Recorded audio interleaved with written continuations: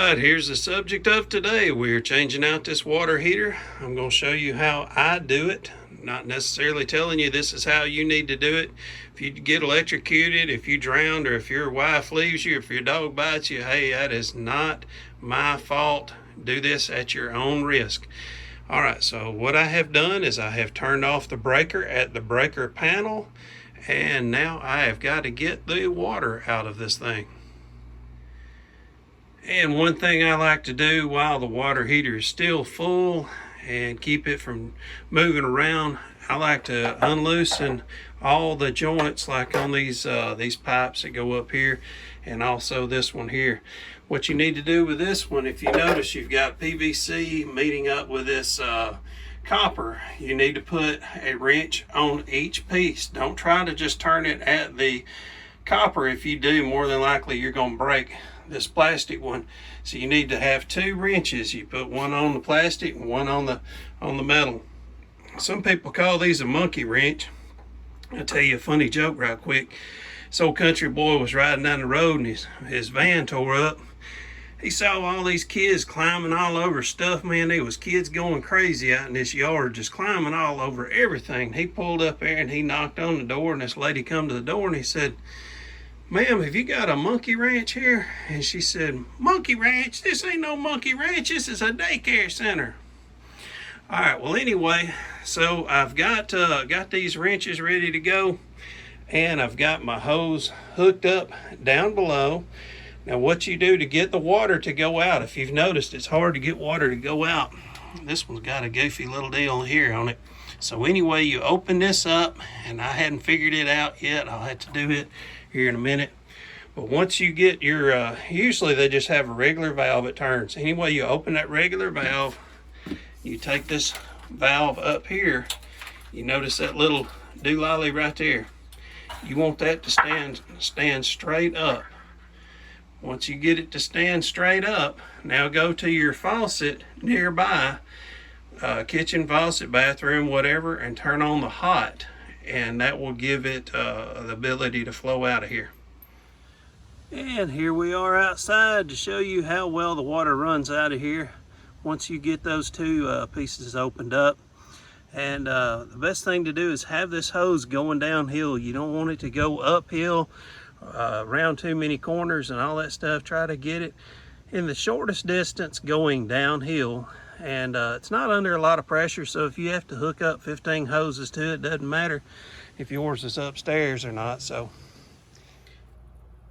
and if yours does have this goofy system here, all you do is you grab a hold of this big piece and rotate it, and as you rotate it, it will rotate your hose too and put it in a kink, so be careful with that. Once you get to a point that you've rotated it and it starts leaking all over your floor, that's when you tighten it back up just till the leaking stops, and that way you get maximum flow out of this hose. And one other thing I need to tell you about PVC, when you've got your wrench on each one of these, make sure you never try to turn the one on the plastic. If you notice, the plastic one is glued. Always try to turn the one that is on the metal, okay? That way you're safe. All right, if you notice, this one has a blue ring that goes around the fitting for it, and of course that one has a red one, red being hot, blue being cold. I'm going to follow these lines from the blue, go over to this pipe, and I'm going to mark this cold. Do the same thing with the red, and that way when I get ready to hook up the next water heater, I will know which one of these is hot and cold and will not be able to get them mixed up.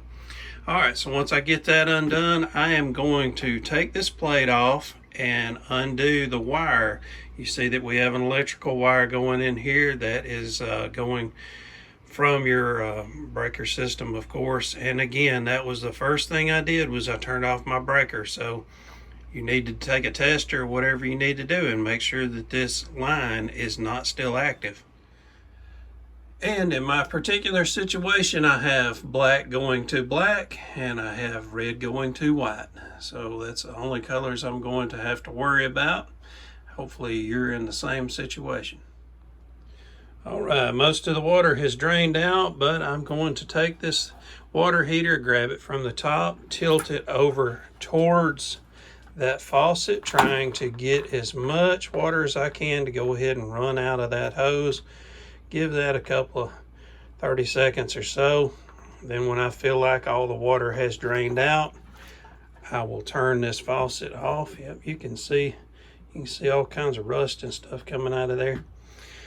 All right, so anyway, I'm going to cut off this valve, and once I get this valve cut off, then I will remove the hose, and that way it's not dribbling all over the floor as I remove this. All right, now I'm going to use this picture to show you how I got it out of that little closet. I tilted it towards me because the closet has no space in between this water heater. It fits very tight. So you tilt that water heater towards you and you get your hand right up under here. You are reaching your hand over the water heater, putting your hand underneath that corner, and you are pulling it up and out. And of course the floor is soaking wet. Now you can just slide it across that floor to get it out. All right, so now we got this new one. We're ready to put the new water heater in. All right, I got a heck of a mess to clean up inside of here. And for those of you that do not know, I am remodeling this house. So please don't give me too much of a headache about what's going on in here. I had nothing to do with it. All right, so now if you notice, the height of this water heater was somewhere around in here. All right, now I'm going to show you all the way up to the ceiling. All of this was wasted space. If you go inside of here and look all the way to the ceiling, there's nothing there.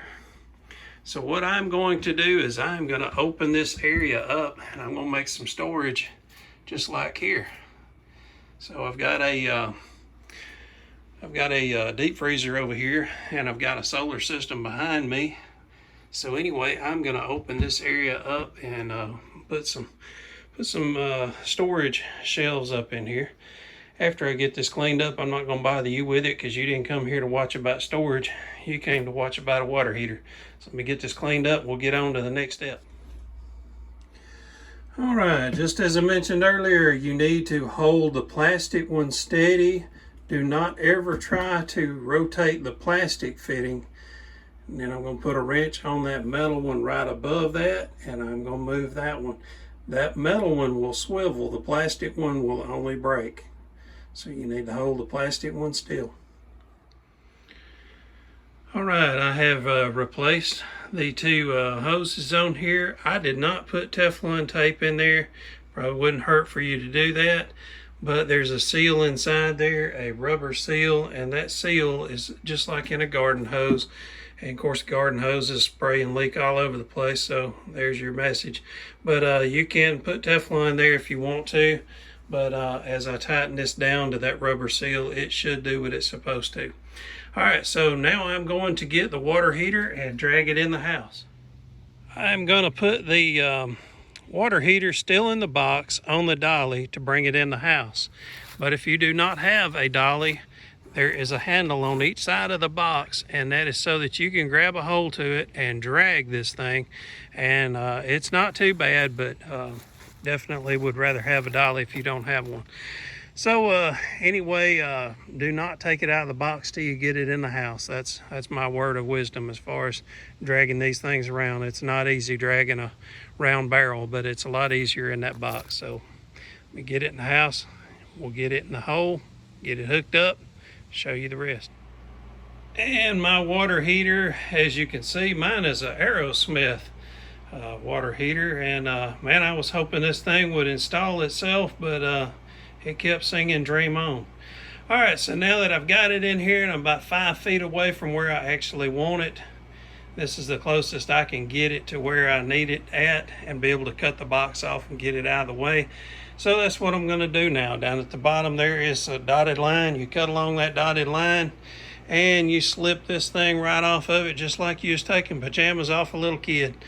All right, so once I get this off, then I'll be able to roll that water heater around and get it into the closet area. Now what I did is I took my receipt and the booklet, and I am taping them up on the wall in there with the water heater. and I'm writing the date on it. That way I'll know when I installed it, July of 21.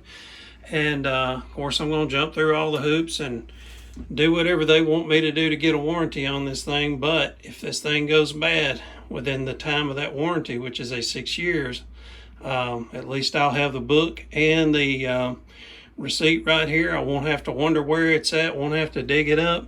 Once I get in this closet and see that water heater's done made another mess, I'll see that receipt hanging right there and I'll know exactly where it's at. Okay, I have put all these on just hand tight. Now, when you are kind of wrestling, fighting with this, whatever you want to call it, don't be yanking real hard against this pipe right here. If you need to bend this, hold it right here and bend it with the other hand. Don't try to just bend it and put a lot of stress on this. If you break this right here, you're going to have to run to Lowe's, Home Depot, or whatever, get you some pipe, get you some pipe glue, primer, and man, it's a headache. Just be cool with this. Don't fight this right here. Hold on to this and bend this flex hose right here. Get that to do what it needs to do. All right, so now what I'm going to do is get my wrench and put one here, and then I'm going to tighten this one. I'm not going to ever turn this. I'm going to keep that straight and solid. Turn only the metal, never turn the plastic one. All right, so I got the black to the black, I got the red to the white, and deep down inside there is a ground wire. It is completely bare, and I put it under that little green screw or nut, whatever you want to call that. Anyway, I've got it ready to go, and what I'm going to do now, let me explain something first. You've got to make sure that those wires were cut off at the breaker. Your breaker panel where it says water heater or whatever it says, if it's not labeled, cut everything off. You want to make sure you do not have any electricity going through here. Now, we spoke about Aerosmith earlier. This is an Aerosmith water heater. I'm going to talk to you about AC/DC right now. A lot of people have a misunderstanding about electricity. They think you have to touch both wires to get shocked, and that's not true. That is true when you're talking about a battery, like on a car. You have to touch both of them to get juice to go through it, but it does not work the same way when you're talking about electricity on something like a water heater. All right, so now what I'm going to do, I'm going to keep this electricity turned off. I'm going to go to the meter at the road where the water meter is at. I'm going to turn that on. I've still got the faucet opened up in the kitchen, got the hot side opened up, and as the water starts to fill up this tank, you will hear a lot of spitting, gurgling, sputtering, and carrying on. It's probably going to scare your cat. If you have a cat, more than likely all that carrying on is going to scare your cat. So have somebody film the cat as this is going on. It takes about 10 minutes for this tank to get filled up, depending on what size you got. I went with a 30 gallon. I live alone. 30 gallon with 2 elements is actually going to do me probably better than what I had. I had a 40 gallon with a single element. Of course, you don't care about that right now. Let's get the water going through here and make sure we don't have any leaks. I'm going to have somebody standing inside here looking at this. They will be on their cell phone as I'm out at the meter, and I will be on my cell phone. We will be communicating with each other, and they will tell me if there is any leaks. If water is spraying all over this place and getting them soaking wet instead of me, I can turn it off at the meter, and I can come in here and make repairs. I would much rather do that than come back in here just to find out that there's a huge mess, because my meter is actually 2 acres away from where I'm putting this water heater in at. So, all right, let's get on it. Okay, I've run the air out of the lines using the water faucet at the in the kitchen. I've turned it on the hot side and got all the air blown out of it. Of course, you can see all the electricity is hooked up. I don't have any leaks going on through here. I have not hooked up the pipe that goes to this yet. I wanted to wait and see that I didn't have any leaks. I'll go ahead and hook this up off of camera and run it through the hole. If you're wondering why I did not put a pan under here, I personally like to be able to see when I have my water heater go bad. If you don't, here's what happens. You put a pan under there, water drips into the pan, and then it goes down you hook a drain pipe to it, and you drain the water outside somewhere. You could have a bad water heater go on for months and not even know it. But then what happens is that tiny little crack inside the water heater turns from a tiny crack to a big crack. You could be going to work or you could be going anywhere and you could have water just busting everywhere. So I personally would rather have a little bit of water show up on my floor and find out that way and get it taken care of. Now you can see that I still have quite a mess I've got to get cleaned up. I'm going to leave this door off for a while. I've got some bleaching water mix that I'm going to spray in here to try to kill all these germs and stuff, the mold that's kind of grown up. And I want to build a new door system to go across here as well so that I can open this periodically and be able to check. Currently what was here was it was screwed to the wall. So if you're wondering how do I get a better deal on a water heater, I took my phone with me and I showed the guy that was over the plumbing section in Lowe's. I said, here's how much they are over at Home Depot. Can you beat their price? And sure enough, he did, and got him to beat it by 20 bucks. So that's how I got a good deal today. So anyway, I've got everything already hooked up now. All I got to do is go turn on the electricity at the breaker, and we're ready to go.